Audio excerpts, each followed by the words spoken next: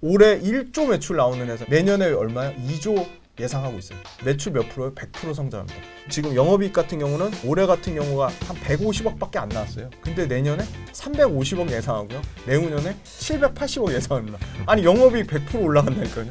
이미 불과 3, 4개월 전에 3조 8천억짜리 대형 공급 계약이 나왔어요. 이거를 이제 유럽의 장기 공급 계약의 첫 신호탄이라고 봐요.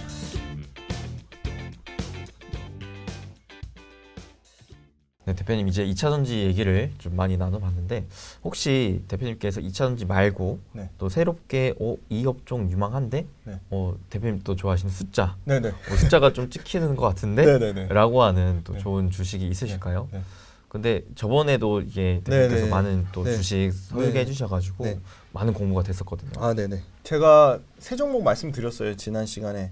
아난티, 한솔케미카, 엔캠. 저 이거 종목 여기서 말씀드리고 그냥 나몰라라 하지 않습니다. 절대로 끝까지 추적해서 이 종목 관련돼서 이수빈 대표님이 저 자주 불러주신다고 했으니까 요거 관련돼서 계속 업데이트 해드릴 거예요. 근데 중요한 건 뭐냐? 철저하게 투자 판단은 본인이 하시는 거예요. 제가 여러분들이 종목 비중을 얼마나 갖고 있고 목표가가 얼마고 손절을 언제까지 얼마까지 하실 수 있고 이거를 전체 주식에서 몇 프로 담고 있고 이걸 얼마의 가격에 사셨고 마음의 크기가 어느 정도 되고 그걸 모르잖아요. 근데 저는 몰랐어요. 전 아난티랑 아무 관련이 없는 사람인데 아난티가 삼성생명하고 뭔가 약간 배임 횡령의 뭐 여지가 있다. 추문이고 일종의 뭐 논란의 여지가 있는 어떻게 보면 확실하게 확인 사살이 안 된 풍문이라고 할까요? 약간 그런 건데 아난티가 저는 구조적으로 펀더멘탈이 좋아진다고 봐요. 아난티의 펀더멘탈 다시 한번 제가 회사에서 팩트 체크해봤지만 펀더멘탈 달라진 거 없고요. 가평, 아난티 제주, 그다음에 아난티 강남 빌리지, 그다음에 아난티 그 남해 기장 대형 리조트 전혀 문제 없이 진행은 되고 있습니다. 근데 다만 삼성생명 그 배임 횡령 관련된 이슈는 추가적으로 정확하게 사실 보도가 나와야 될 것 같고요. 이게 만약에 아난티의 본질적인 펀더멘탈을 훼손할 가치였다면 아난티 계속 그 다음날 하한가 갔을 거예요.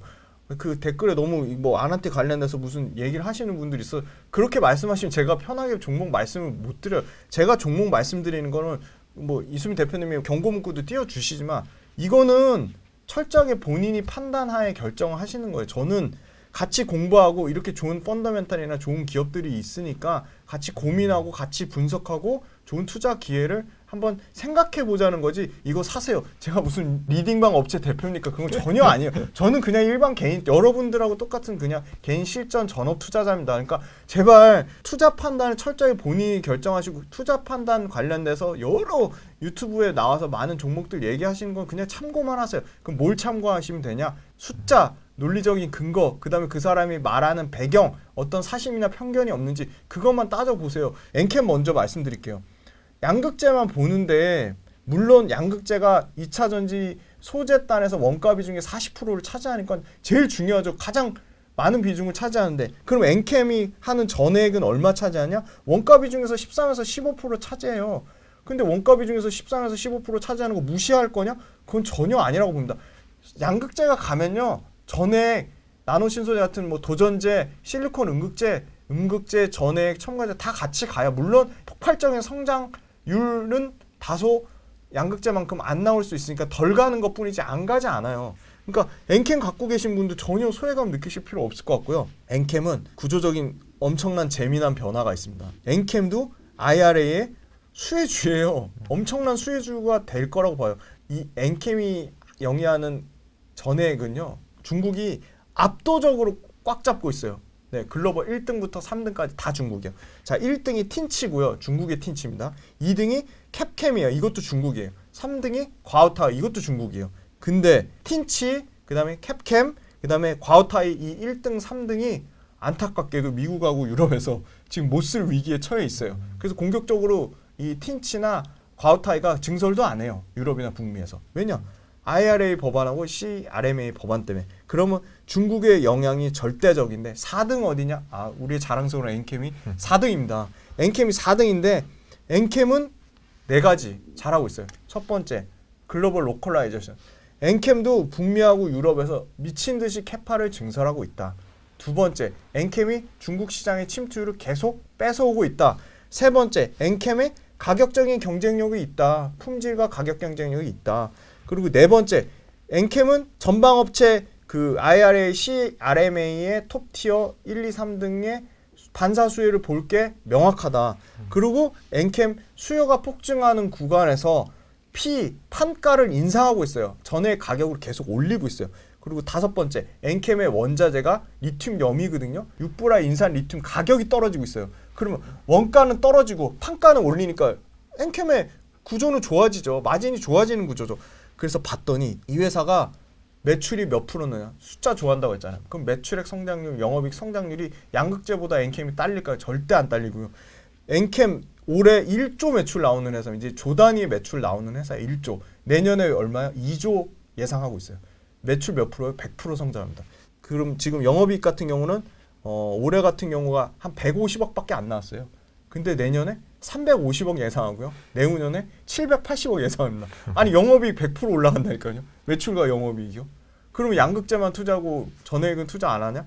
그건 좀 아닌 것 같아요. 그러니까 천액 1등 업체, 첨가제 1등 업체, 양극재 1등 업체, 분리막 1등 업체, 그 다음에 음극재 1등 업체, 도전재 1등 업체만 해도 그 자체가 2차전지 ETF가 될 것 같아요. 너무나 매력적인 1등 업체만 ETF로 구성해서 여러분들이 ETF를 만드시는 거예요. 액티브 ETF를. 그래서 많이 오른 거 비중 조절해서 많이 떨어진 거에 더 담고 비중 조절하시는 거죠. 2차전지가 큰 틀에서 보면 결국은 탈탄소거든요. 에너지 효율화하는 거고 이 소위 말하는 환경과 관련된 인바이러먼트랑 관련된 이슈이기 때문에 환경 관련돼서는 신재생이 좋아질 수밖에 없다. 신재생이 풍력, 태양광, 수소, 원자력도 지금 껴줄까 말까 하는 과정 중에 있는데 저는 태양광이 시세를 줬거든요. 다음 타자는 진짜 조심스럽게 예측해보지만 풍력이 좋아질 수밖에 없다. 풍력이 좋아질 수 있는 풍력 자체도 연평균 성장률 2차전지만큼은 아니에요. 2차전지 좋아할 수밖에 없는 게 연평균 성장률이 2차전지만큼 30%가 넘는 업종이 없더라고요, 사실. 이 성장률이라는 건요, 매출만 성장하면 안 됩니다. 영업이 같이 성장해야 됩니다. 매출액 성장률 플러스 영업이 성장률 모두 30%가 넘어야 돼요. 어떤 회사들은 매출액 성장률 50% 나오는데 영업이익 성장률 10%밖에 안 돼요.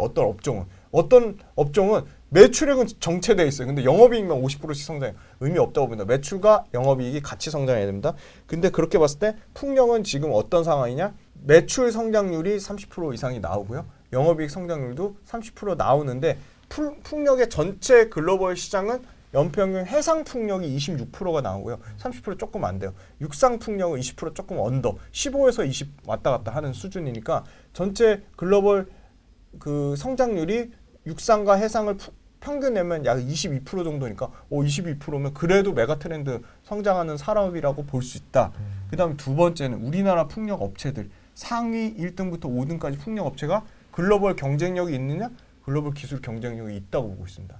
그 이유는 풍력하는 회사를 전 너무 잘 아는데 플랜트랑 연관이 돼 있거든요. 그때 수빈님이랑 우리 그 성강 밴드, 태강 이런 업체들 막 얘기했잖아요. 네. 그들만의 치킨 게임이 끝났어요. 반도체처럼. 많이 떨어져 나갔어요. 줄도산하고 파산하고 없어지고 했거든요. 그래서 살아남은 업체가 승자 독식할 수밖에 없다. 시장 점유율을 가져갈 수밖에 없다.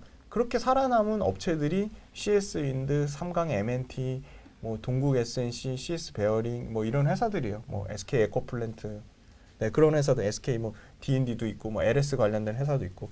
그래서 이런 신재생 에너지 회사들이 미국에서 엄청나게 잘하고 있고 유럽에 이미 캐파를 깔아놨어요. CS 윈드는 잘 될 수밖에 없는 게 본격적으로 CS 윈드도 뭐 IRA 수혜주면 전부 2차전지만 얘기하는데 2차전지 너무 좋아하지만 IRA 수혜주는 풍력도 해당이 됩니다. 그렇죠. 네, CS 윈드가 미국에서 받는 AMTC 생산세액 투자 공제가 연간으로 지금 아주 보수적으로 잡아서 1,500억 정도예요. 아무것도 안 하고 CS 윈드는 미국에 그냥 공장만 지었는데 미국 베스타스 공장 인수했는데 그냥 가만히 있는데 매년 에비타로 그냥 1,500억에서 2,000억이 그냥 들어오는 거예요. CS 윈드는 논한 상황인 거죠. 근데 CS 윈드가 시장 점유율은 계속 올라가고 있어요. 아까 말씀드린 그들 국내 업체들은 나가 떨어졌고 유럽 업체들이랑 북미 업체들이랑 경쟁하는데 막강한 유럽 업체들이 있죠. 오스테드도 있고 뭐 지멘스도 있고 뭐 지멘스 가메사도 있고 베스타스도 있고 이런 회사들이 있는데 그 회사들하고 CS 윈드의 차이점은 커스터마이징하고 두 번째는 발빠르게 가성비 있게 움직일 수 있느냐거든요. 그런 업체들 덩치가 너무 크니까 좀 무거운 거죠. 그래서 그런 측면에서는 CS 윈드가 어떻게 보면 미국의 현지 공장도 지어놨고 커스터마이징도 잘 되고 품질 대비 그 가격이 경쟁력이 있다고 보거든요. 그러니까 그런 유럽 업체들 실제 이런 관련된 프로젝트 진행해봐서 내고 잘 안 해줘요. 근데 우리나라 내고 잘하거든요. 그러니까 어떻게 보면 가격 경쟁력 측면에서 메리트가 있고 근데 품질은 안 떨어지고 기술 경쟁력은 있어요. 계속 올라오고 있어요. 그리고 유럽에 있는 공장들 계속 인수하고 있어요. 북미에 있는 공장 인수하고 있어요.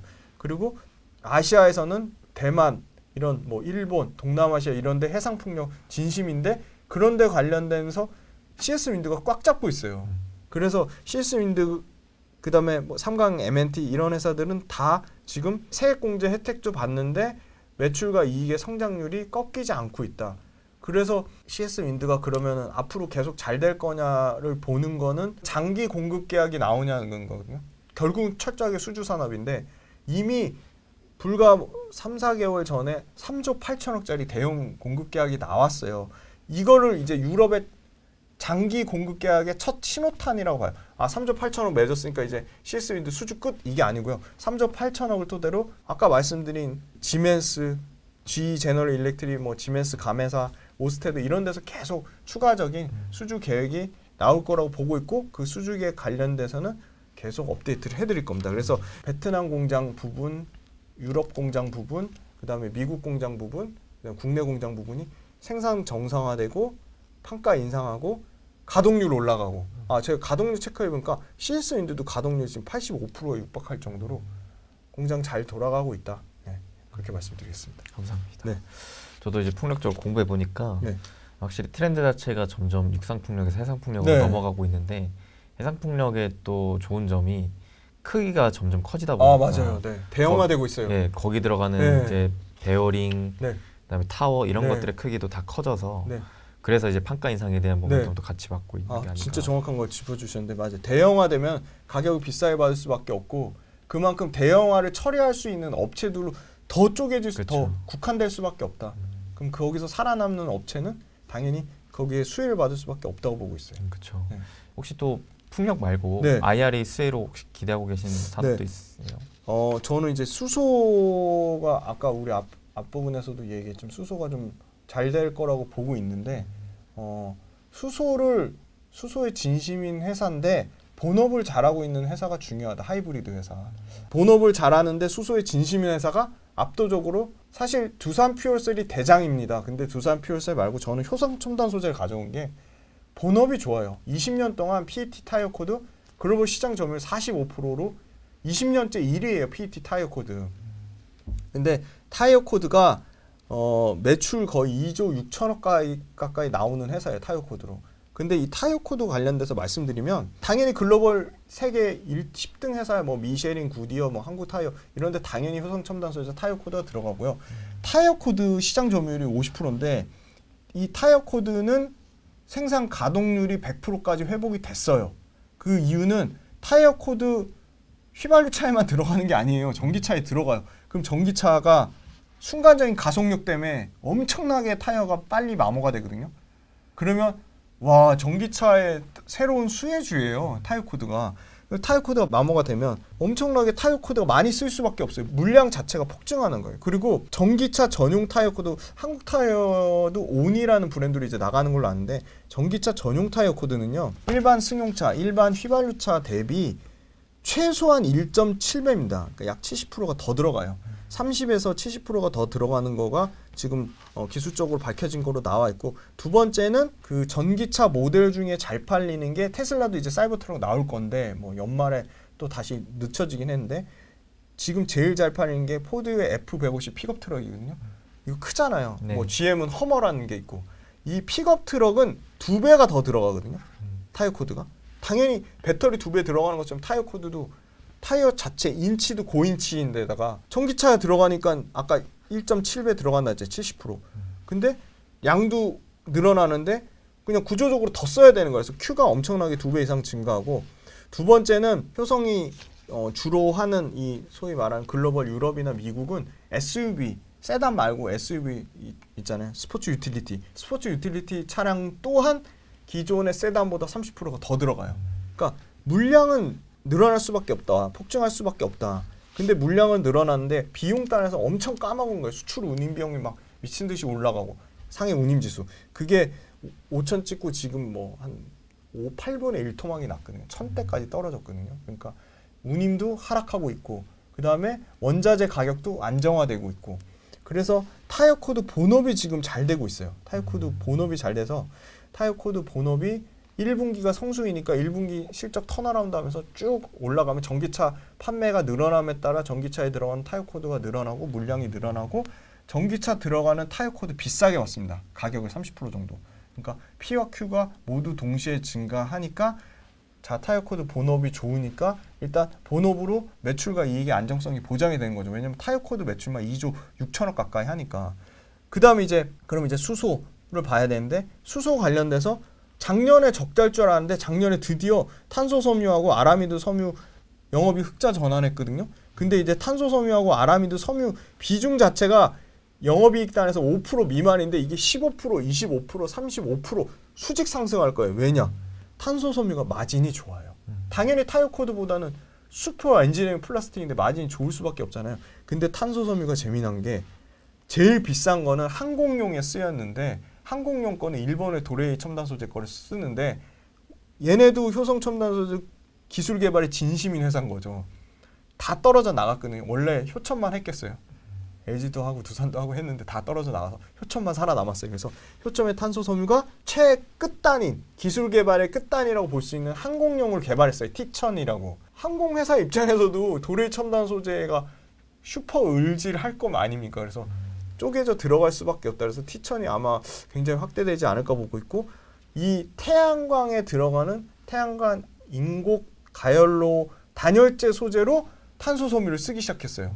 근데 중국에서 태양광을 미친 듯이 짓고 있거든요. 그래서 중국 태양광 수요에 중국의 로컬 업체들은 기술력도 딸리고 마진도 안 맞아서 중국 로컬 업체들의 이 탄소 섬유 부분을 상당 부분 효첨이 대체할 거라는 기대감을 갖고 있어요. 물론 이건 기대감이긴 한데 그러니까 태양광 시장이 커지면 중국이 공격적으로 태양광 설비 확대하면 인곳 성장로에 들어가는 효첨의 단열재 이 탄소 섬유가 중국에 대한 모멘텀도 새롭게 부각되는 부분이에요. 태양광 시장이 커지니까. 그 다음에 세 번째는 중국의 글로벌 탄소 섬유의 41%를 차지하는 쫑푸란 이 탄소 섬유 업체가 시총이 7조 5천에서 8조 왔다 갔다 하는데 이 회사가 마진이 지금 뭐 20% 나오고 연평균 2024년까지 40% 성장하는데 그 정도의 성장률이나 그 정도의 마진은 효성첨단 소재의 탄소 섬유도 나옵니다. 그래서 봤더니 효성첨단 소재 작년에 1,300억 정도 매출 났고 영업이 20% 나왔어요.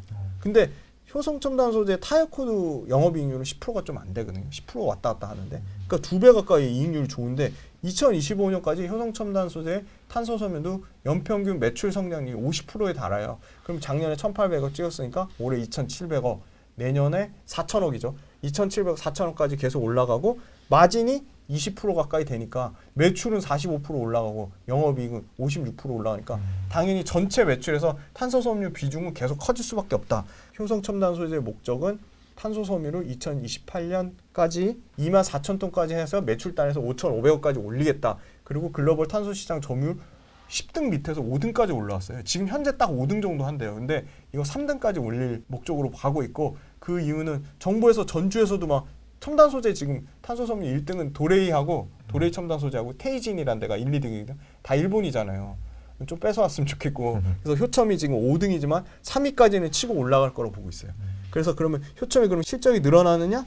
작년에 실적이 안 좋았거든요. 근데 이 타이어 코드 탄소 섬유 모두 좋아지니까 올해는 매출과 이익이 워낙 규모가 커서 매출단에서는 약 한 15에서 한 20% 정도 영업이익 단에서는 작년에 워낙 기저효과가 안 좋았기 때문에 올해는 영업이익 최소한 20% 이상 성장할 거라고 보고 있습니다.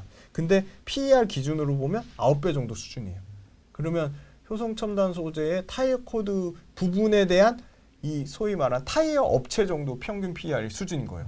그럼 탄소 섬유의 밸류에이션을 반영을 해줘야 되는데 탄소 섬유에 대한 밸류에이션을 전혀 반영을 안 해주고 있어요.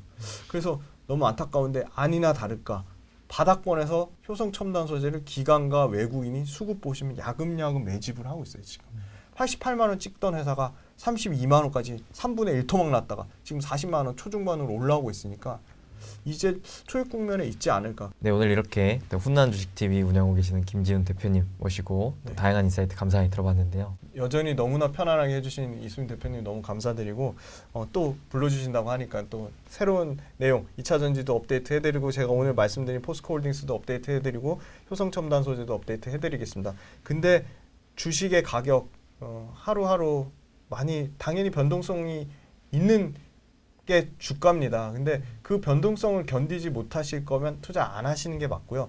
그리고 주식은 항상 그 소위 말하는 선반영이라는 부분이 있다. 그리고 상승 뒤에는 조정이 있다.